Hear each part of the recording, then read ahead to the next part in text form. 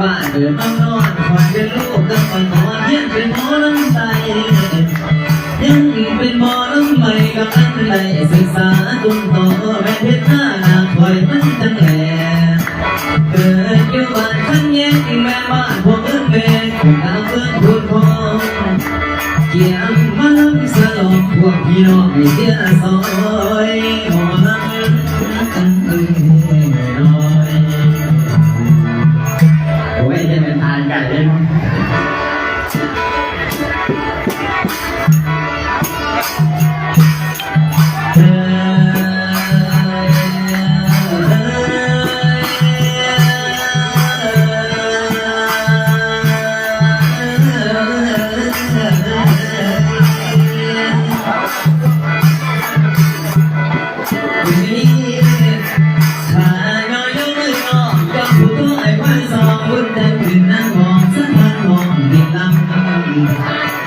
ทำโม่อายุลำเก่งเอาเก่งเนื้อหัวสังโฆร้องอยู่ในตัวสวัสดีเดินไปคุณอาจารย์ผู้สอนให้ตั้งใจพ่อกันเรื่องเรื่องอย่างไรผู้เรื่องผู้เรื่องสี่ช่องทางนี่แหละแม่ยิ้มทำอย่างยิ้มทำเป็นคนทักเที่ยวทองและอยากที่คุยน้องให้น้องบอกให้ซอยพอคุณจันคือสุดถอยเกิดอยู่บนแห่งหงบ้านวัดทั้งแย่เมื่อพ่อพ่อเป็นน้องแฟนแห่งดังบ้านไทยเลินมีพวกกำลังใจมาศึกษาเย็นใหม่มาสะลงทำใจสักเท่าไรเดิมวันลาได้ขอฝากพวกว่านั้นพอนั้นแม่ให้สวยเสียลาแง่พ่อเป็นกำลังใจขั้นสื่อเส้นตั้งใจสิบ่ลืมแม่เฒ่าหารักดังบ่ลืมเจ้าหาเสียห้องคนเก่าพ่อคือลูกและเต้าเพิ่งบอกไว้สู่ฟัง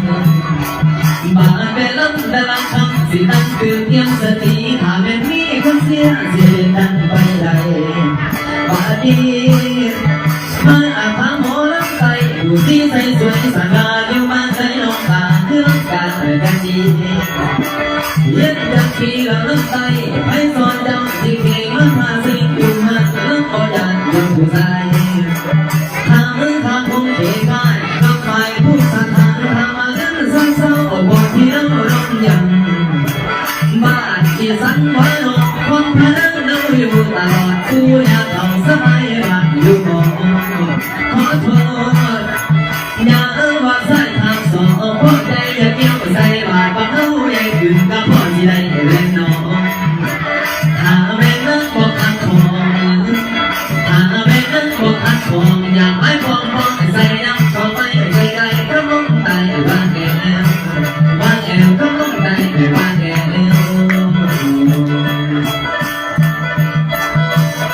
ร้องฟังกันเอาเพียง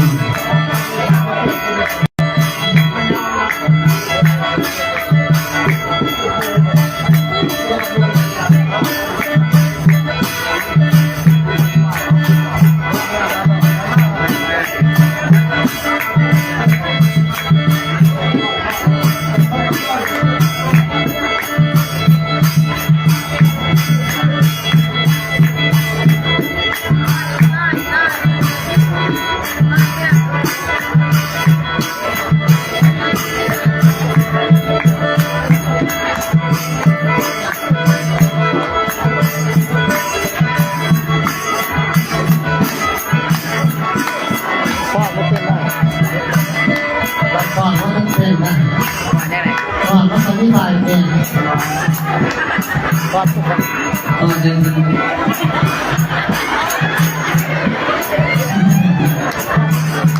จะมาสอนก็เบบี้ด้วยบอสไม่รู้ดีนะหมอ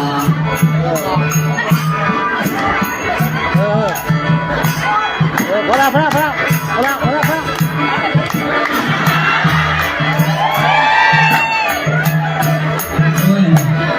เป็นนักบัวอะไรแต่เป็นนักบัวหนา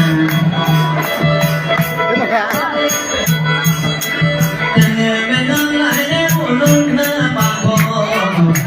แต่คือเมื่อบอกเคยพอเคยพบเคยพลาดคนหัวยิ่งเข้ามาน้ำนั่นกับบ่ จังว่าเธอเอามือข้างบนอย่าสิบอย อันนี้เป็นหมอลำเงินน้อยก้อยกะยาทุกท่าให้คือธรรมดามาดีมาหยอกมาบอกมาบอก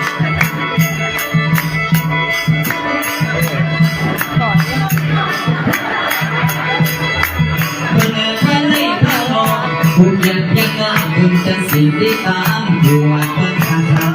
ำอย่าเนินเป็นตาเบาหล่อพ่อพบเบิ่งแล้วจังส่งเป็นหมอลำหมอลำพ่อออกกับผมเป็นพ่อเบิ่งอยู่กับพ่อแง่แก้มบนขามันแขนคงอยู่อ่อนลอนมาสาธุสาธุสาธุปานบรรลุยังขึ้นกับพ่อให้ได้ขอไม่ยอมเสด็จ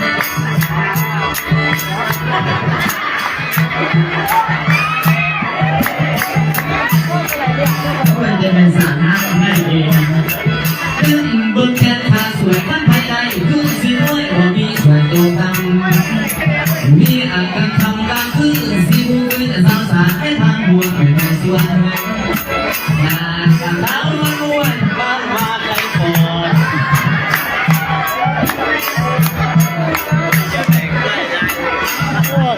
ด้วยนอยค่ะ เดี๋ยว อันนี้คุณจะขอมาลองไปไม่ต้องขอตัวเพราะไม่กันไปได้ไปลองมาอีกถึงสิบอกให้พอมาขอให้นอกลงมาหาพี่เวลาสิมาไม่เพื่อนอีกใกล้จะแล้วสิลาแก้วแก้วสะพอนสิลาแก้วแก้วสะพอน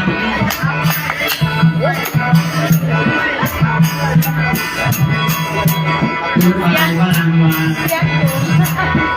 นางวันพี่ขอตอนจะน้องนางวันพี่ขอตอนจะน้องเด็กขึ้นสิไม่พอกันแต่น้องเดียวเมื่อเล่นเกี่ยวพี่เดียวผู้นั้นมาดัง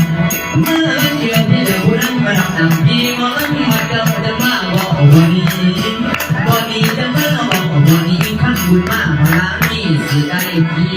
ไม่ได้เอาเมื่อคอ